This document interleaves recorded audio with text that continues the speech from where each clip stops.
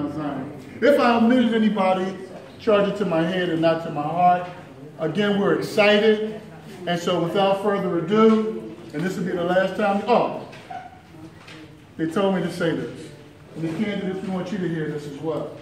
We are going to be having some raffles in order to raise revenue, and we're also going to be having a Father's Day event. We would like for you to please support us.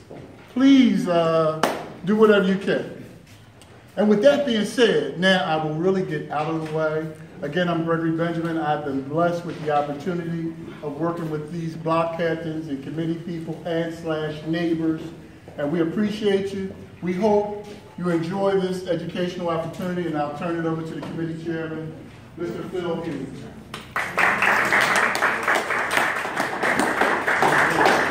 Good evening and welcome. My name is Phil Hughes. My co-moderator is Salima Pace.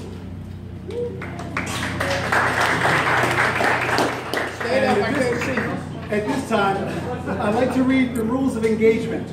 So here's how this is going to play out. At a random pull, and I put, so far we have 4 candidates here. I have all their names in here. We will randomly pull one at a time. Candidates are given 2 minutes to introduce themselves. Within the 2 minutes, please include at least one project that you will complete within the first 100 days you're in office, and that we can quote you on. There are several topics for discussion. Some topics have multiple events. We will pull a name, then ask the question or address an issue. The candidate is given 2 minutes to respond. We will then pull another name for another candidate to respond to the same question or issue. No more than 3 names will be pulled to respond to a question or an issue. Once a candidate's name is pulled, we will set that name aside until all other candidates have had a chance to address an issue. We will then ask, towards the end, at least 2 people that we previously selected from the audience to ask a question. Okay? Yes. This is our first question. Beth? Me? Well, that's me. Okay. Thank you. And we have a timekeeper. Okay. So this gentleman right here in the front, after the first minute and a half, he's going to hold up a sign. It says 30 seconds left. When he holds up the time sign, please stop, and we can go on to the next. All right? Yellow and red, that's cute. All right, my question. Would you consider establishing a citizens review board to review witness testimony, videos, and other evidence that's given to the police internal affairs at the same time to determine if there is liability or wrongdoing? It would be like getting a second opinion.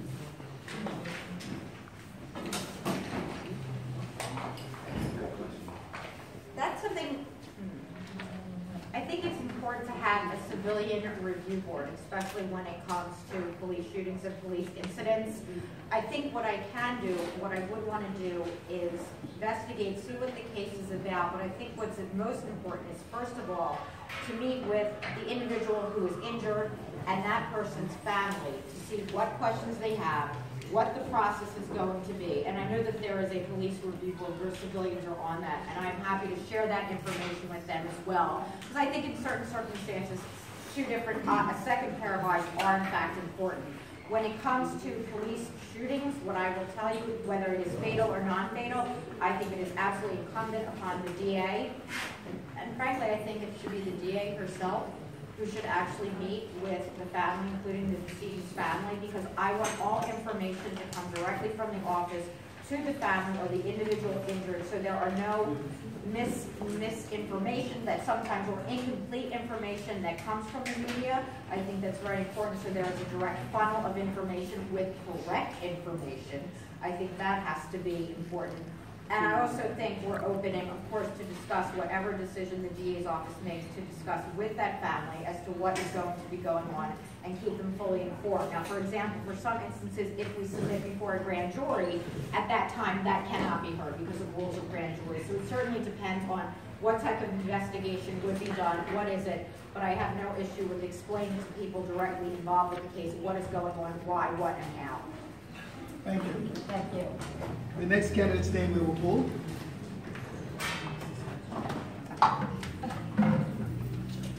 Khan? Joe Khan. Thank you. Thank you so much for having us. It's really great to be here. And I think what we're talking about, right, or we're talking about cases in which a police officer discharges his or her firearm, and having some process where civilians or someone outside the DA's office offers an opinion, right, as to what happened. And I think we can be open to that discussion, but I think that having that process even being required, I think, is kind of dodging the underlying issue, right? Why is the district attorney's office the body that's investigating those cases in the first place, right? And why is there a call for civilian review? It's because people don't trust the process as being fair. And that's not just true in Philadelphia, we see that elsewhere. We see a long-standing concern at how these cases have been handled, where there's a shooting, in some cases, in the worst case scenario, it's fatal, someone dies, and the case can be referred to a grand jury, which can take months, if not years. What I have called for consistently, and I come at this not just as a career prosecutor, someone who's worked in the district attorney's office, but someone who worked in the U.S. attorney's office, where I prosecuted corruption, where we made sure that we investigated every Philadelphia police officer that we worked with, period, before there was a problem, where we referred cases or concerns on misconduct to people inside of our office, and we investigated police officers. I think it is essential to have independent review. That the initial process, before we talk about having a second opinion, that initial process should not be done by the Philadelphia District Attorney's Office. The same office that is working day in and day out with police officers in Philadelphia should not be the authority that decides whether or not a shooting was justified or not. And I think we can have a conversation about whether or not it should be a different district attorney's office, whether it should be the attorney general's office, whether it should be the inspector general's office. I think these are all good ideas that are worthy of discussion. And if the public can't have confidence that the process is fair, then sure, we can also talk about having that second opinion. But I think we need to get the first opinion right. I think we need to get the decision right the first time. And then when it comes to sharing information with the public, I don't think we should be limited to just talking about a board. I think that we need to be transparent with the public. We need to let people know what happened, why a decision was made, what the underlying facts were behind it, so that people have confidence that the process doesn't just look fair, that it is fair. And the third name.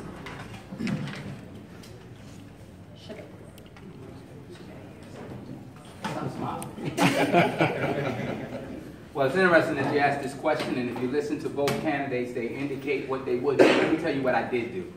We have that process. What is that process? We have a process of, in fact, contacting the victim's family, whether it's fatal or non-fatal, and in fact, them having a conversation with the DA. We have the process in which we're going to have individuals review the information, and those individuals would be the family of the person that was attacked or injured. And I don't want to say victim because sometimes it depends on what the call is, but it's the victim for that purpose and for the purpose of this discussion, and their attorney if they want to come in. And they have an opportunity to actually review that evidence. I am not in favor of having citizens just look at it and the citizens make a decision whether or not they agree or disagree with the district attorney's office, and I'll tell you why. One of the things that I think is important is you have a trained eye looking at what's going on. You understand procedure, you understand the law, because the law is different with respect to officers engaged in non-fatal and fatal shootings if in fact they're defending themselves and others. Different aggravated assault statute, different statute as to attempted murder, different statute as to murder. So you have to understand the complexities of that. If in fact it was that easy, you would never need an attorney to do it at all. But I'm not objecting to having another eye look at it outside of the office. And that's somebody that is trained, someone that has no contact with the office at all, and someone that does not have any contact whatsoever with those officers. I'm also going to say this. I've heard this 3, 4, 5, 6, 7 times. I'm going to have people in there that don't work with the officers all day. The office of the district attorney in that particular unit doesn't work with the officers every day. In fact, they're excluded from those officers. And if we're saying that these individuals do not possess the integrity, the balance, the principles, the transparency to make a call that is right, a call that is just, they shouldn't be in the office at all, looking at anybody's case. So let's understand that and understand that correctly. Absolutely, the citizen should be told exactly what happened. That's what transparency is. This is the evidence we looked at, this is the evidence you can see, and this is why we made the decision. But as to review, I would submit that that should be from somebody that's trained, and it can be from somebody outside of the office. Thank you. Thank you.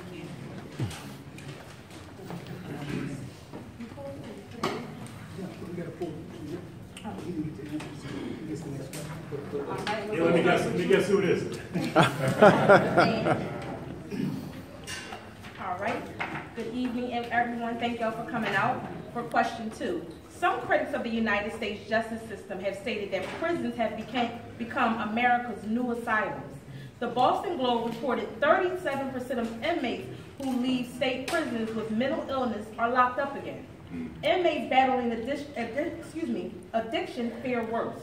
Inmates with dual diagnosis and addiction and mental illness do worst of all. If you agree with this report and similar reports like this on this topic of incarceration and mental health, what will you do as district attorney to address this problem? Yeah, great. Thank you very much. My name is Rich Negrin. Thank you for having me here tonight. I'll try to speak up so you guys in the back can hear me. I want to welcome the great Councilwoman Janie Blackwell, who just walked in the room. Please let's recognize her so much. Thank you. So great question. I wish I had a chance to answer the last one, but I'll answer this one. I want to do a program that I call First Contact, First Felony.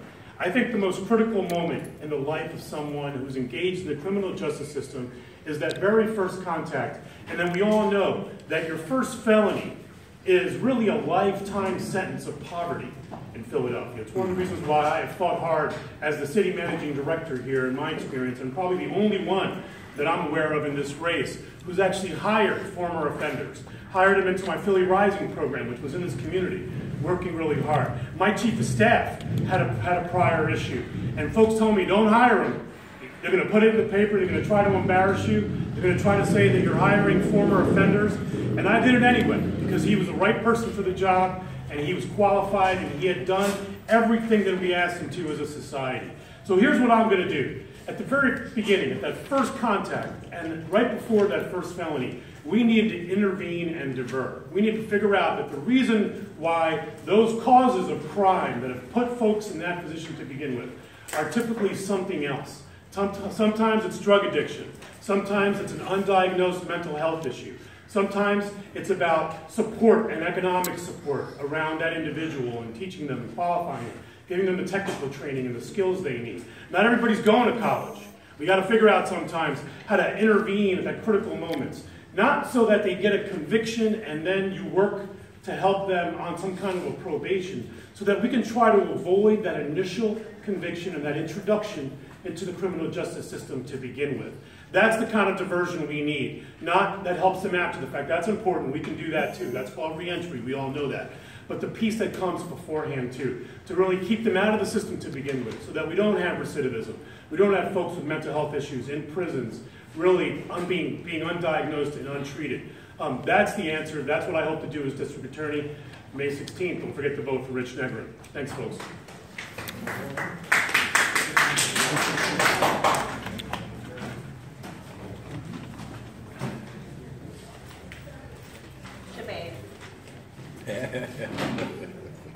I keep pushing Rich because I think that he has something to do with it. I'm glad to understand that Rich agrees with me and agrees with my platform when I talked about, in fact, having a pre-arrest diversion program. Pre-arrest diversion program prevents you from having the processing, prevents you from having a PP number, prevents you from having a photo. Therefore, you don't have to expunge anything if you correct it. So I'm glad that he agrees with that. But I think the question went to mental health. And I think the question does, what do we do with respect to that? What it shows us is simply this. We have been not diagnosing and misdiagnosing the actual problem. What we've done is what we've always done, try to prosecute and incarcerate ourselves out of what the problem is. The first initial stage should be a diagnosis. We can tell, let's be real, based upon the type of crime, based upon the circumstances surrounding that, based upon getting background information, based upon a conversation that you have with an individual, if in fact you have trained personnel there, whether or not it may be an issue here. And prior to making arrest, let's determine if there's a mental health issue. And if there is a mental health issue, then we can deal with it from a mental health standpoint. Or, why don't we look at the arrest, if the person had been arrested before? If somebody is arrested for shoplifting, and in fact they seem as if they're homeless, and they start talking about spaceships when you talk to them, then it seems to me, I'm not Einstein, and I don't have a degree in mental health, that it may be an issue that was misdiagnosed and not diagnosed. And this is important now. And let me say it in 30 seconds because he's reaching for the yellow light. What's important is we are closing, the Commonwealth are closing mental health clinics and mental health hospitals. Norristown is going to be closed, which means people are going to be sent back to their family, back to the street. So we're going to have to put in place working with police officers and working with mental health professionals, a system that will allow us to diagnose, prognose, and look real quickly at someone and make a determination whether or not they have a mental health issue. And if they do, then we should treat it like a mental health issue. That is that's a real situation, and it's common sense reform. We're not throwing the baby out with the bathwater here. We're just dealing with the root problem, and we never did it before. Number 56 on the ballot. I was going to say chart, one in your heart.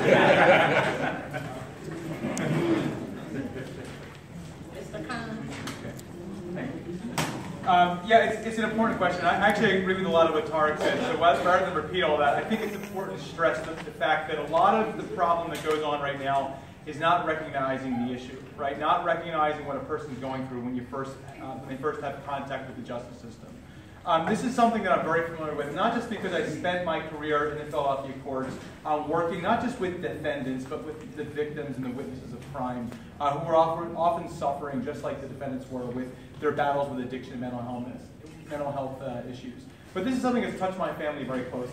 My mom, who grew up in West Oak Lane, grew up in a household that suffered from both mental health issues, mental illness, and addiction. She grew up raised by a single mother because her father lost his fight with addiction when she was 10 years old. So this is something that's been a part, it's the reason I never met either of my grandfathers.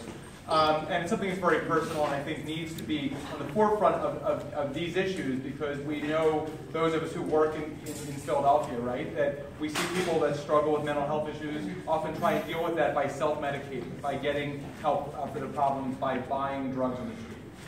One of the issues that I've seen working in the district attorney's office has been attorneys representing people who don't recognize the problem. And that's something we can't just shrug our shoulders about or sweep under the rug. We have to recognize that and be proactive.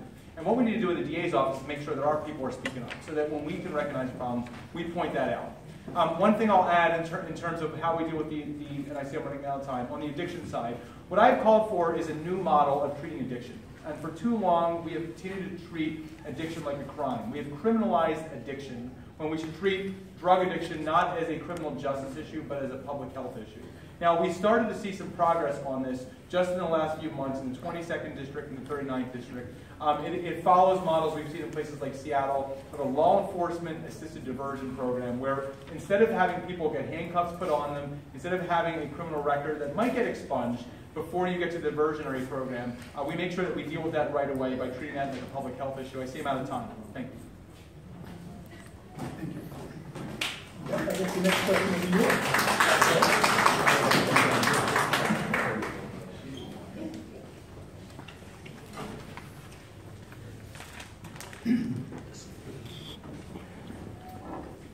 Winning convictions drives prosecutors.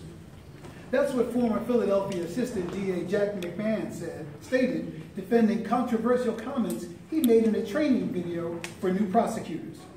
It must be why Philly DA's office intentionally withheld critical evidence in 1986 when it prosecuted 18-year-old Terry Williams and won a death sentence for the murder of Amos Norwood. In 2012, Judge Sarmina granted a stay of execution confronting prosecutor Andrea Folks withholding of evidence. Unfortunately, this case is still going on because the DA's office wants the death sentence upheld. Death is too high a price to pay for a prosecutor's hubris. If a witness can be penalized for perjury, why can't prosecutors be penalized for their misconduct? That's right, that's right.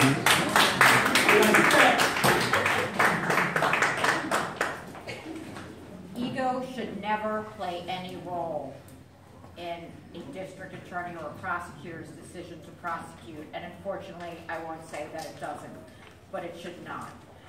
You know, when you take an oath of office, you're expected to uphold it to promote justice fairly, both for victims of crime and those who are accused of crime. And you just can't have it, especially when it comes to capital cases. I will tell you this, that, you know, when to lead an office such as the district attorney's office that is a $30-some million budget, you have to make wise decisions that are going to best serve everybody. And frankly, continuing to pursue the death penalty is an absolute economic waste of time. Okay, the last person who was involuntarily put to death was in 1962, and the last one was in 1999, which was Gary Heidnick, who voluntarily gave up his appeals.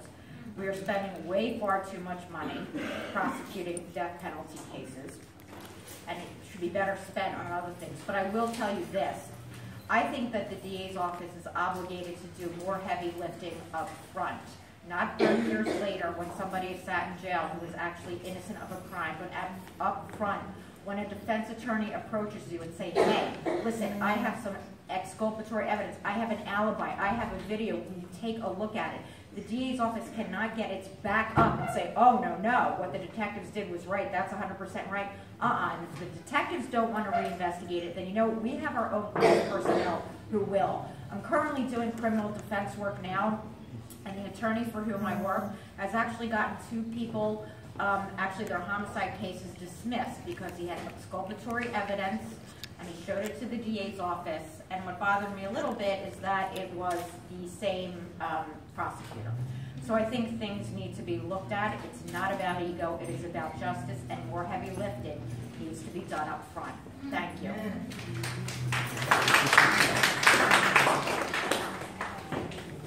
We have 2 more candidates to ask the same question.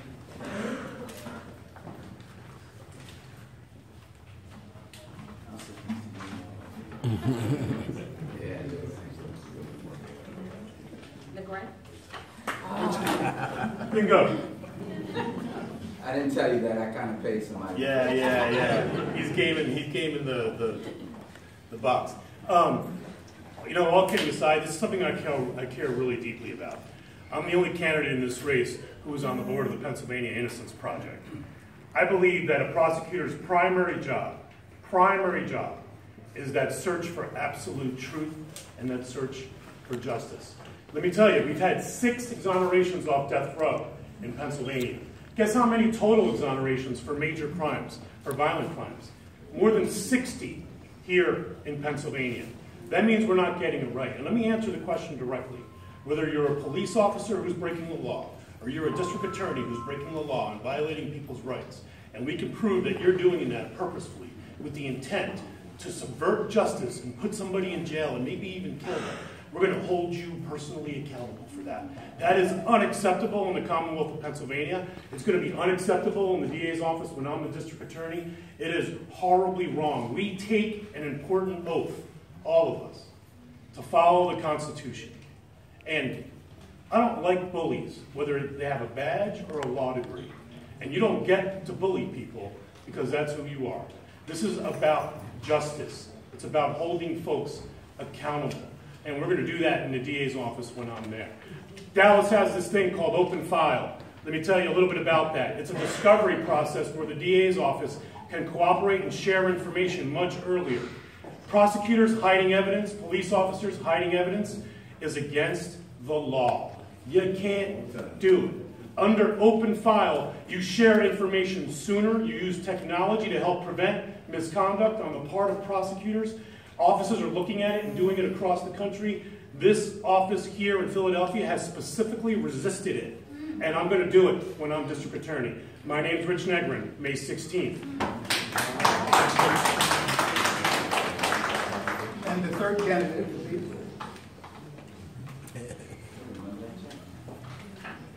Joe Cummings. So, over the last 17 years, I've disagreed with Jack McMahon on a lot of things, and I don't agree that winning convictions is what drives prosecutors. At least it's not what drives this prosecutor. What drives me is injustice, and it is disgraceful. And the question says, why can't prosecutors be penalized for their misconduct? Right? Why can't the attorneys get penalized when they break the law? Well, the answer is they should be penalized, but the reality is it doesn't happen. The reason it doesn't happen is because it's hard, right? It's hard for a lot of reasons. And we've seen this with the current district attorney's office, haven't we? We've seen a focus on going after the little guy, right? Being satisfied with convictions, right? Easy wins. And an unwillingness to take on the tough fights. So why is it hard to prosecute police officers, attorneys, right? People who have a position of public trust who violate it? Well, I've done it, right? I did it not at the DA's office, at the U.S. Attorney's Office. It's where I spent a significant part of my career going after people, whether they were a police officer, an attorney, or anyone else who had a public trust, and they broke the law, they violated that trust. Well, you're going to get pushback, right? Because those are the folks who can hire a team of lawyers to defend them. They're going to tie you up in court. They're going to try and stop you. They're going to try and intimidate you. They're going to hire lawyers like Jack McMahon to try and stop you from doing your job. And those are the cases where we need to fight harder. So when we learn about somebody committing misconduct, we're not going to shrug our shoulders and look the other way.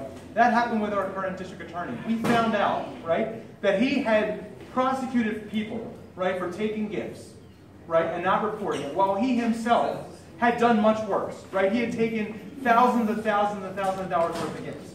Now, a lot of people thought it was impolite to point fingers at him and call him out. I disagreed. I called him on him right away for him to resign because he had violated his public oath. He had violated his public trust. And you can't have a double standard in the DA's office. The DA and prosecutors have to be above reproach. You can't have two standards of justice. It's why I was the only person who was willing to call him out, even though he was a fellow Democrat and he was a fellow attorney, because we have to be willing to be brave, to be fearless, and to stand up and do the right thing, even though it may not make us popular, amongst our friends, amongst fellow lawyers and fellow prosecutors. We have to stand up and take on those tough fights because that's what the city's counting on us to do as the next district attorney. Thank you.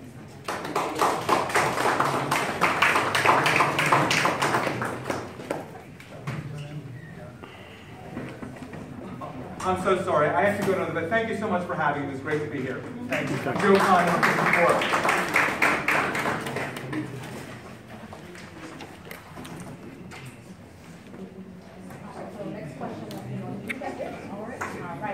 We are all aware of the building collapse on the Salvation Army store in 2013, where 6 people were killed and 13 injured.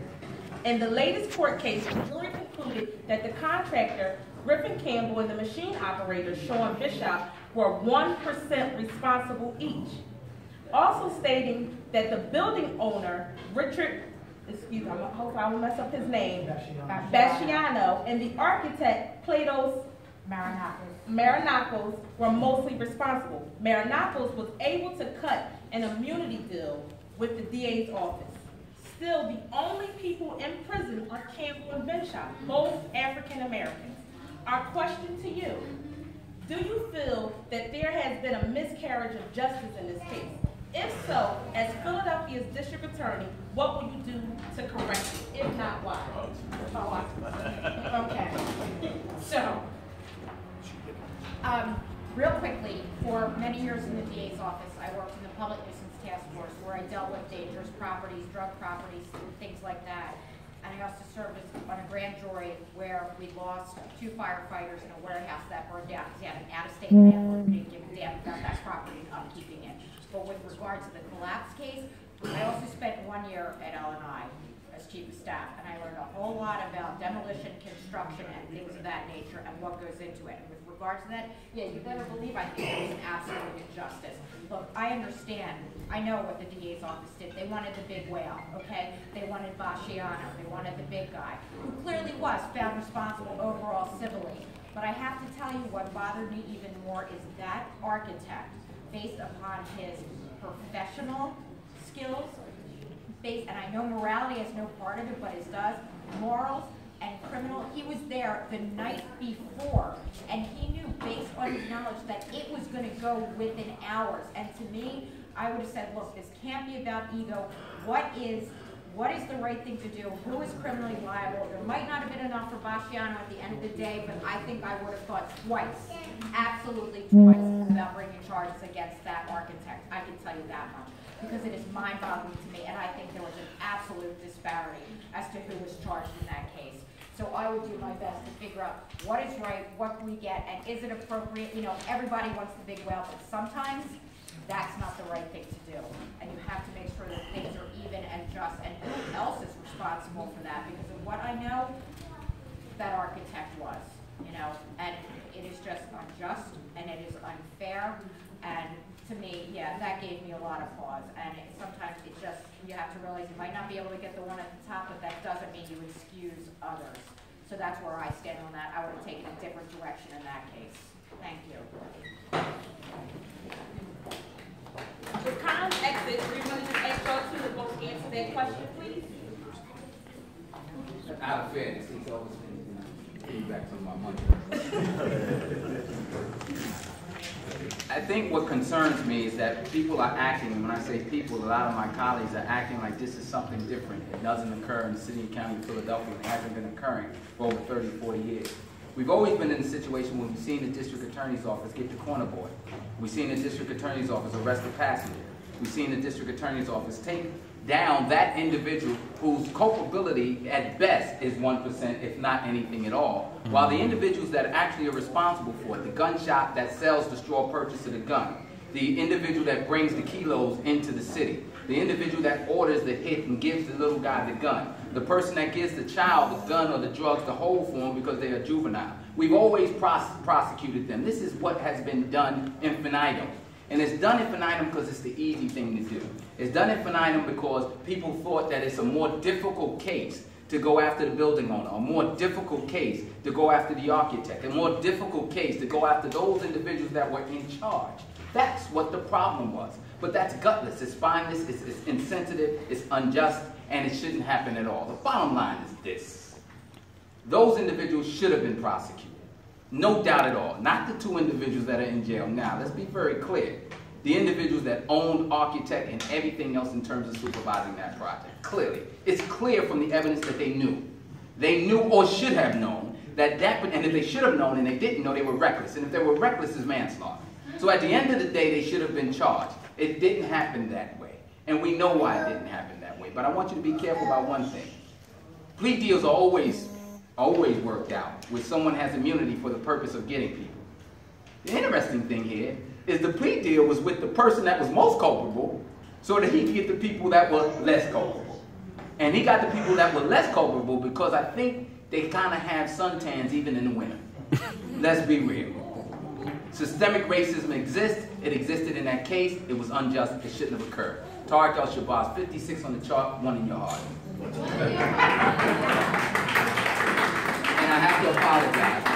There are 4 events going on, and I'm penciled in on all 4 of the events, and I'm looking at the time now. I so humbly apologize to you guys. It's not a besmirch or not wanting to be here with you. Clearly, I want to be here with you. Unfortunately, I haven't mastered the art of splitting myself into 5 different pieces and being effective. So excuse me and thank you for having me.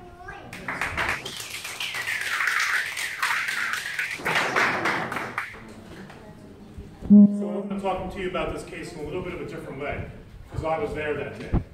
I was the city managing director when that building collapsed. I remember getting that phone call. I remember getting that alert over my phone that something had happened at 22nd and Market. And then here's the piece that nobody talks about, the real people that were lost, the 6 people who lost their lives. I stood out there for 13 hours that day as we pulled body after body after body out of that pile in the city of Philadelphia. I can tell you what they look like. I was there for every single one. As our first responders, our crisis unit from the police, from the fire department actually, fought into that pile, incredibly dangerous work. Imagine, in a pile that had just collapsed, trying to get down into the bodies of the stories below, and do that in a manner that is safe, with cadaver dogs, with technology. And here's the piece that was the most disturbing for me. One of my dear friends, Nancy Winkler, was the city treasurer. Her daughter was one of the victims in that.